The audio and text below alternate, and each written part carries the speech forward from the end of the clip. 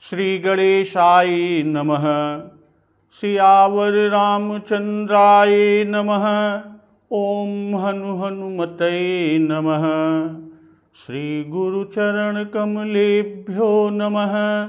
उमापति महादेवाय नमः। भक्तजन, इस समय जिस प्रसंग पर व्याख्या का हम लोग अमृत रस पान कर रहे हैं, प्रभु श्री राम अनुज लक्ष्मण जी के साथ मुनि विश्वामित्र जी सहित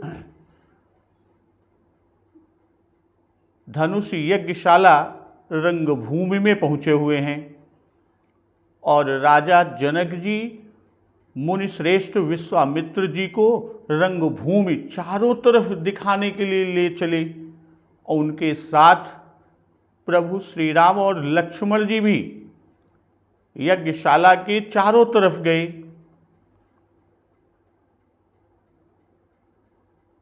कि धनुष मखशाला देखने के समय में ही सब लोगों पर ऐसी कृपा की कि सबको प्रभु श्री राम और लक्ष्मण जी अपने सामने दिखाई पड़े। इसी तरह अयोध्या कांड में भी यह लीला की प्रभु ने कि आरत लोग राम सब जाना, करुणा कर सुजान भगवाना।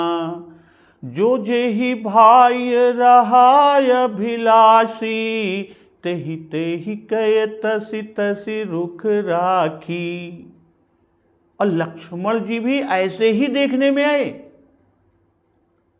कि कौन जान कछु मरमु बिसेखा। तो यह असंभव हो जाता और इस लीला से दो कार्य सिद्ध हुए कि आर्त लोगों पर कृपा किया और दुष्ट राजाओं को पीठ न दिखाना, ये दो कार्य।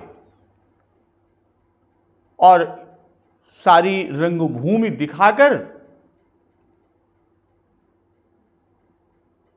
राजा जनक जी ने मुनि विश्वामित्र जी और प्रभु श्री राम लक्ष्मण जी को एक ऐसे मंच पर बैठाया कि सब मंचन ते मंचु एकु, सुंदर विशद विशाल। मुनि समेत दो बंधु तह बैठा रे महिपाल। कि सभी मंचों में सबसे अधिक सुंदर, उज्जवल, स्वच्छ और ऊंचा तथा लंबा चौड़ा मंच है, वहां पर बैठाए। और जनक महाराज ने मुनि समेत दोनों भाइयों को उसी मंच पर विराजमान किया, उसी पर बैठाया। तो आज का प्रसंग इसी के आगे से कि प्रभु ही देखि सब नृप ही हारे, जनु राकेश उदय भय तारे। अस प्रतीति सबके मन माही, राम चाप तोरब सक नाही। बिनु भंजऊ भव धनुष विशाला, मेली सिय राम उर्माला। अस विचारि गवनहु घर भाई, जसु प्रताप भलु तेजु गवाई। कि प्रभु ही देख सब नृप ही हारे, जनु राकेश उदय भय तारे। कि प्रभु श्री राम जी को देखकर सभी राजा हृदय में हार गए, नृप ही हारे, हृदय से हार गए, अर्थात निराश होकर उदास हो गए, उत्साहहीन हो गए और मलिन पड़ गए। और अस प्रतीति सबके मन माही, राम चाप तोरब सक नाही। और ऐसा मालूम होता है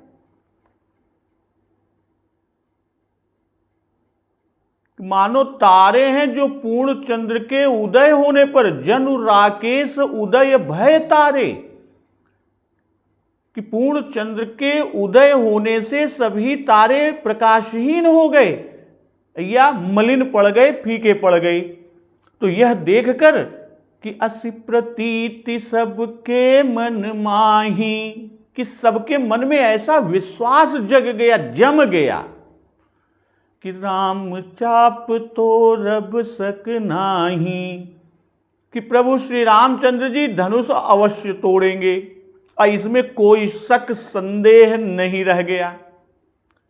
कि बिनु भंजेहु भव धनुष विशाला, मेली सिय राम उर्माला। कि शिव जी के भारी धनुष को बिना तोड़े भी श्री सीता जी रामचंद्र जी के गले में जयमाल डाल देंगी। और अस विचारी गवनहु घर भाई, जसु प्रताप बलु तेजु गंवाई। तो हे भाइयों, ऐसा विचार कर अपने यश, प्रताप, बल और तेज सब गंवाकर अपने अपने घर को चलो, अब यहां कुछ रहा नहीं। बाबा गोस्वामी दास जी लिख रहे हैं कि प्रभु ही देख सब नृप ही हारे, जनु राकेश उदय भय तारे। भाई पहले जो प्रसंग था उससे संबंध को मिलाते हैं कि देख ही रूप महारन धीरा, मनहु वीर रस धरे शरीरा। भाई वहां राजाओं का प्रभु को देखना कहा, अब यहां बताते हैं कि देखने पर उनकी क्या दशा हुई। सभी राजा श्री राम जी के तेज विशेष को देखकर सीता जी की प्राप्ति से निराश हो गए। और प्रारंभ में भाइयों को पूर्णचंद्र कहा था कि राज्य समाज विराजत रूरे, उडगन महु जनु जुग विधु पूरे। और यहां अब अंत में कहते हैं राकेश कि जनु राकेश उदय भय तारे। भाई राका पूर्णिमा और ईश स्वामी, तो पूर्णिमा का स्वामी पूर्णचंद्र। भाई जब प्रभु श्री राम जी मंच पर बैठ गए तब प्रभु का उदय होना कहा, क्योंकि सूर्य और चंद्र ऊंचे पर से उदय होते हैं, ऊंचाई से ही। कि उदित उदय गिरि मंच पर, रघुबर बाल पतंग। तो सूर्य का उदय जिस तरह या चंद्र का उदय ऊंचाई, ऊंचे स्थान से होता है, उसी तरह प्रभु जब मंच पर बैठ जाते हैं कि सब मंचन ते मंचु एक, सुंदर विशद विशाल। तो उस ऊंचे वाले मंच पर बैठते हैं तब की बात कहते हैं। और जानकी मंगल में राजाओं की निराशा का कारण यहां कहा गया कि श्री जनक जी अपना प्रण इनके लिए छोड़ देंगे।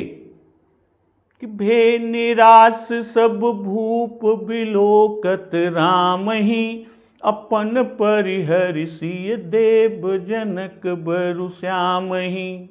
कहीं एक भली बात ब्याहु भल होई, बर दुलहिन लगी जनक अपन पन खोई।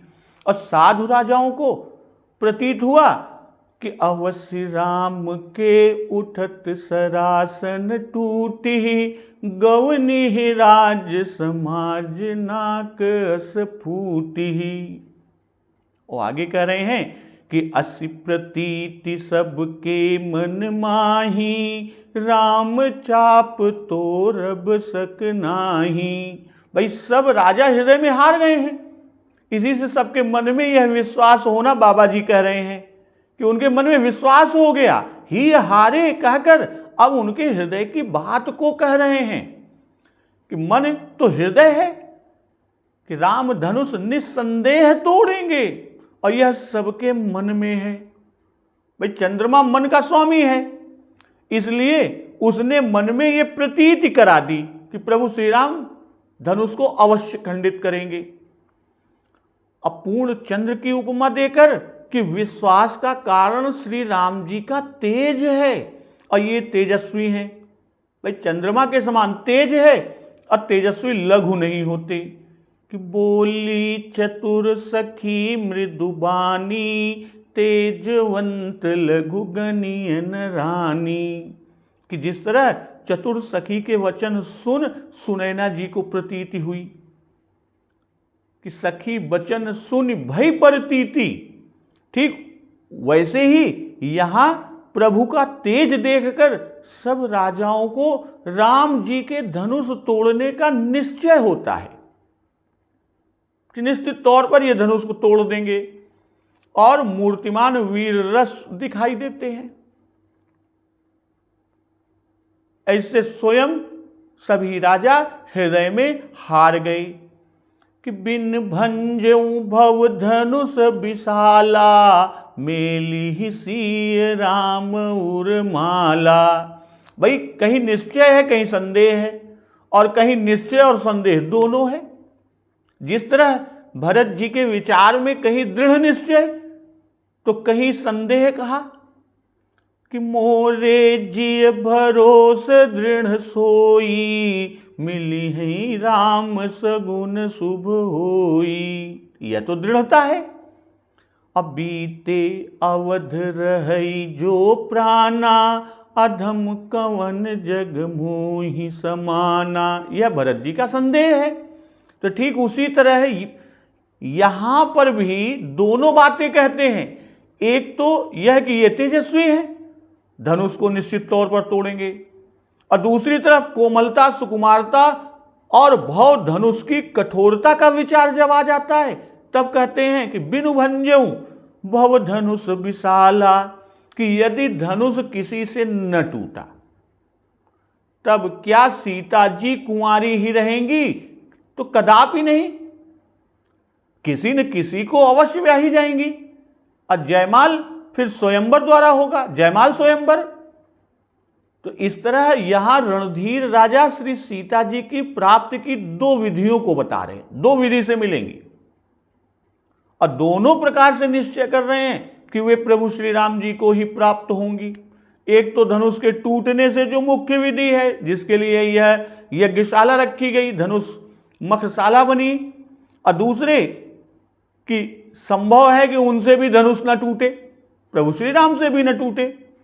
तब भी तो ऐसा सुंदर पुरुष कोई और नहीं है कि जिसको श्री जानकी जी जयमाला पहनाएं। इसलिए सब प्रकार से प्रभु श्री राम जी को ही प्राप्त होने का निश्चय करते हैं। और यहां गोस्वामी जी के शब्दों की योजना और बाबा तुलसीदास जी का चमत्कार, जब यह कहा कि राम अवश्य ही धनुष को तोड़ेंगे, इसमें किंचित भी संदेह नहीं है, तब तो धनुष के लिए बहुत हल्का और छोटा सा शब्द चाप प्रयुक्त किया, और उस धनुष में ही क्या जो उनसे न टूटे। और जब ये कहते हैं कि बिनु भंजऊ भव धनुष विशाला, तो इतने और कठोरता सूचक शब्दों का प्रयोग किया, अर्थात उससे न टूटे तब उसके साथ भव धनुष विशाला, यानी इतने और कठोरता सूचक शब्दों का प्रयोग किया।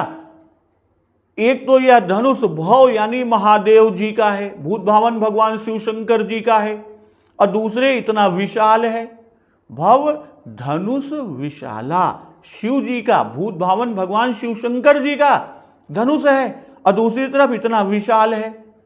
इसलिए संभव है कि प्रभु श्री राम से भी न टूटे। श्री राम बलवान हैं, तेजस्वी हैं, वीर रस की मूर्ति हैं, इसलिए वे धनुष को तोड़कर श्री सीता जी को ब्याहेंगे। और दूसरी तरफ अगर नहीं टूटा तो भी जयमाल द्वारा स्वयंवर, तो प्रभु श्री राम परम सुंदर हैं, उस दृष्टि से भी सीता जी उन्हीं के गले में जयमाल डालेंगी। तो दोनों तरफ से श्री जानकी जी प्रभु श्री राम जी को ही प्राप्त होंगी। अस विचारी गवनहु घर भाई, जसु प्रताप बलु तेजु गवाई। कि अस विचारी कि विचार करने पर ऐसी हालत में यहां बैठने का कोई प्रयोजन नहीं है, अब कोनो महत्व ना, कोनो अर्थ ना है। और अबई चला जाए से यश आदि में बट्टा न लागी। भाई अभी चले जाएंगे तो यश आदि में बट्टा नहीं लगेगा, और जब टूट जाएगा तो टूटने पर हम चले गए रहेंगे तो पीछे, हमारे जाने के पीछे टूटेगा, तो यह कह सकेंगे कि हम तो वहां रहे नहीं। तो मन में जो प्रतीति रही वही मन का विश्वास अब वचन से सबको सुनाकर कह रहे हैं।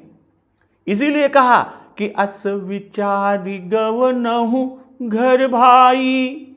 यश, प्रताप, बल और तेज राजाओं में होता है, इसी से उन सब का नष्ट होना, बाबा गोस्वामी दास जी कहते हैं कि यश नष्ट होने पर प्रताप नष्ट होता है, प्रताप नष्ट होने से बल नष्ट होता है, और बल के नष्ट होने से तेज नष्ट हो जाता है। तो यश सबका मूल है। धनुष जब तक बना है तब तक यश बना है, यानी टूटने के पहले तक यश कायम है। और जैसे ही धनुष टूटेगा तो धनुष के टूटने पर सारे नष्ट हो जाएंगे, यानी सब कुछ नष्ट हो जाएंगे। बल प्रताप वीरता बढ़ाई, नाक पिना कहीं संग सिधाई।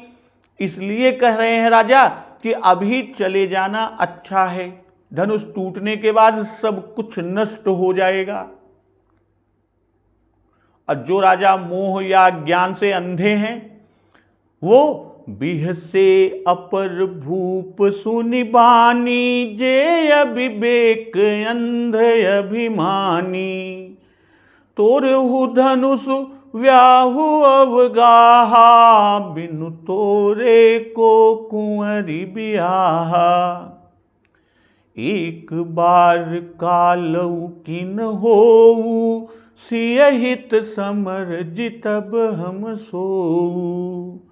यह सुनी अवर महिप मुसुकाने, धर्मशील हरि भगत सयाने।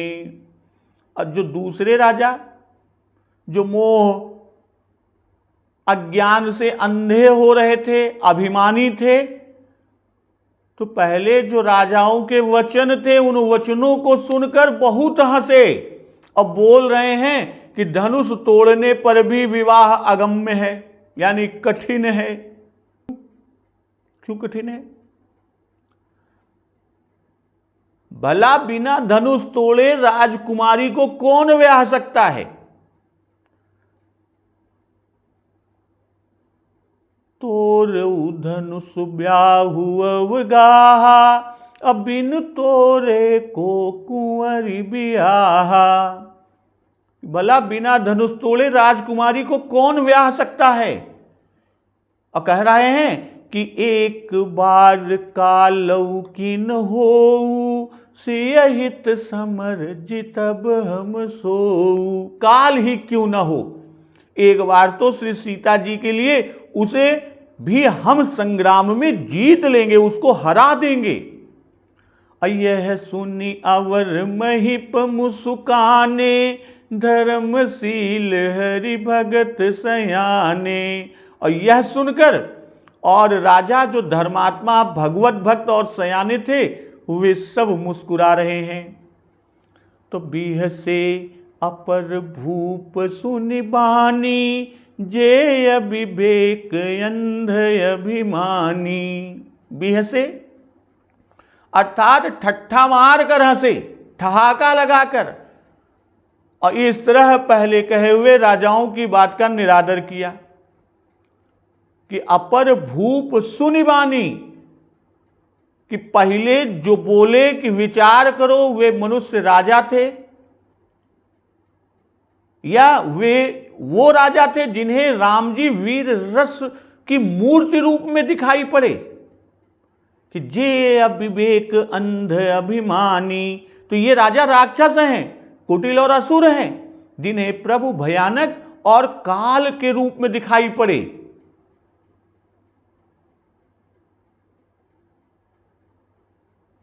यही सुनी अवर महिप मुस्काने, कि ये राजा देवता हैं, कि हर भगतन देखे दो भाई वालों में से ये राजा हैं, ये लोग हैं। भाई मनुष्य असुर देवता तीनों का यज्ञों में आना, इस धनुष मकसाला में आना स्पष्ट रूप में कहा गया है कि देव धनुज धरि मनुज शरीरा, विपुल वीर आए रणधीरा। और यहां कहते हैं कि जे अविवेक अंध अभिमानी, अर्थात विवेक रूपी नेत्र से रहित हैं। बाबा जी ने विवेक को नेत्र कहा कि ते ही करिक विमल विवेक विलोचन, और निरख विवेक विलोचन ही। तो राजाओं ने विचार करने को कहा, उस पर उन्होंने विचार नहीं किया, बल्कि उल्टे उनकी बात का निरादर किया, इसलिए इनको अविवेकी कह रहे हैं। भाई अविवेकी होने से अंधा कहा कि मुकुर मलिन अरुनयन विहीना, राम रूप देखहि किमि दीना। अब प्रभु श्री राम जी का तेज भी देखकर इनको ज्ञान ना हुआ, इसलिए भी इनको अंधा कहा। और अंधे हैं इसी से अपने पराक्रम के अभिमानी हैं कि तोरहु धनुष व्याहु अवगाहा, बिनु तोरे को कुंवरी बियाहा। व्याहु अवगाहा अथाह है, यानी बड़े गहरे में है।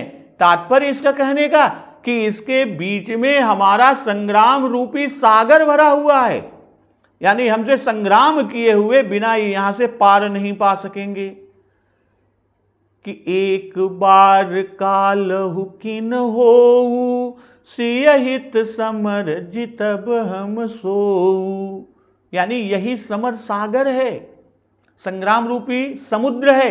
और जब संग्राम छिड़ जाएगा, हुल्लड़ मच जाएगा, तब कौन जानता है कि जानकी किसके हाथ लगेंगी।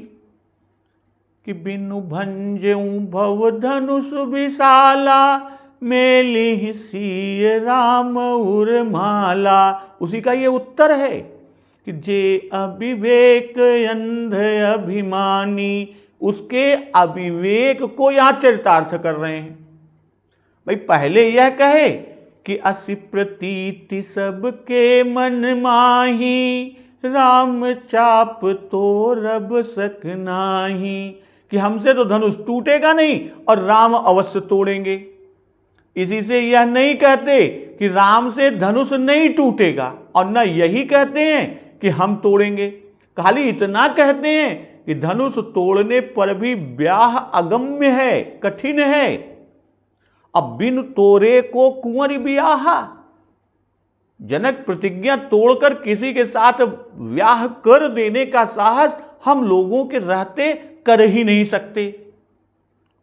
और कहते हैं वो राजा कि एक बार कालो किन होऊ, सियहित समर जितब हम सोऊ। कि यहां अभिमान को चरितार्थ कर रहे हैं। भाई अभिमानी राजा धनुष तोड़कर व्याह करने को नहीं कह रहे हैं, संग्राम में जीतकर व्याह करने को कहते हैं। क्यों? क्योंकि धनुष तोड़ सकेंगे यह विश्वास उन्हें अपने में नहीं है, अपने ऊपर विश्वास नहीं है। पर ये अभिमान है कि चाहे कोई भी तोड़े और चाहे जयमाल पड़े, पर संग्राम में जीतकर हम ही सीता जी को व्याहेंगे। कि तोरे धनुष चाण नहीं सरई, जीवत हम कुंवर को बरई। ये असुर राजा है जिन्हें प्रभु काल रूप में दिखाई पड़े थे। इसी से वे कहते हैं कि काल भी होगा तो हम उसे भी जीत लेंगे, तो फिर राम को जीतना कौन सी बड़ी बात है। और यह सुनी अवर महिप मुसुकाने, धर्मशील हरि भगत सयाने। कि धर्मशील से कर्मकांडी, हरि भक्त से उपासक और सयाने से ज्ञानी बता रहे हैं। 3 बार बोलना कहकर कि 3 प्रकार के राजाओं का होना बताया। जो पहले बोले वे रजोगुणी, कि अस विचारि गवनहु घर भाई, जसु प्रताप बल तेज गवाई। तो यह रजोगुणी वाक्य है। और दूसरे तमोगुणी हैं। जो दूसरे लोग बोले वो तमोगुणी हैं कि बीह से अपर भूमि सुनिबानी, जे अविवेक अंध अभिमानी। ये तमोगुणी हैं, ये अधर्म वाक्य बोले। और तीसरे धर्मशील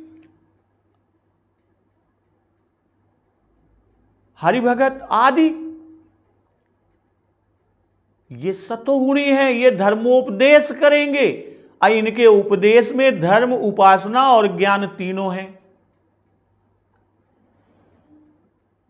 इस तरह सीय बियाह भी राम, गर्भ दूर करि नृपन के, जीत कुशक संग्राम, दशरथ के रन बाकुरे। कि राजाओं के गर्व को दूर करके श्री रामचंद्र जी सीता जी को ब्याहेंगे और महाराज दशरथ के रण में बांके पुत्रों को संग्राम में कौन जीत सकता है। भाई अभिमानी राजाओं के यह कथन कि तोरहु धनुष व्याहु अवगाहा, बिनु तोरे को कुंवरी बियाहा।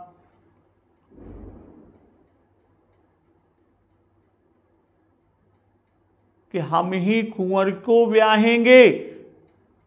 धनुष चाहे कोई भी तोड़े, चाहे धनुष किसी से न भी टूटे, दोनों ही स्थितियों में, दोनों हालत में।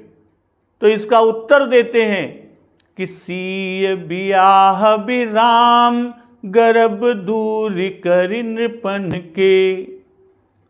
कि सीता जी को तो राम ही ब्याहेंगे। एक बार का लहु किन होऊ, सियहित समर जितब हम सोऊ। उसका उत्तर है कि जीति कुशक संग्राम, दशरथ के रन बाकुरे। और गर्भ दूर करि नृपन के, ये उसी का उत्तर है कि गर्भ दूर करके ब्याहेंगे, अर्थात धनुष तोड़कर और सब राजाओं को जीतकर दोनों प्रकार से गर्व को चकनाचूर कर देंगे। और दशरथ के इसको कहने के पीछे का आशय कि दशरथ महाराज जी ही को तुम नहीं जीत सके, तभी तो वे चक्रवर्ती महाराज हैं। और दशरथ जी तो देवराज इंद्र तक के सहायक हैं और इंद्र उन्हीं के बाहुबल से बसे हुए हैं। कि सुरपति बसई बाहुबल जाके, नरपति सकल रहई रुख ताके। और रण बाकुरे कि इन्हें केवल पिता ही का बल नहीं है, ये तो स्वयं ही रण में बड़े धीर और वीर हैं। भाई इन्होंने यानी प्रभु श्री राम लक्ष्मण जी ने ताड़का, सुबाहु आदि को सेना सहित मार डाला।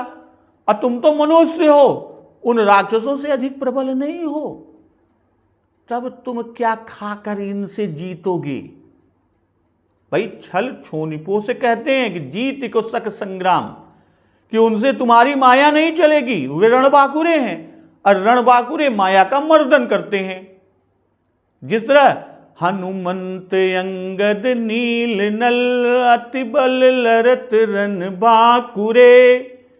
अगर मर्दही दसानन कोटि कोटिन, कपट भूभट अंकुरे। और ये तो दशरथ के रणबाकुरे हैं। तो इस तरह है भक्तजन। अब इनके कहने पर आगे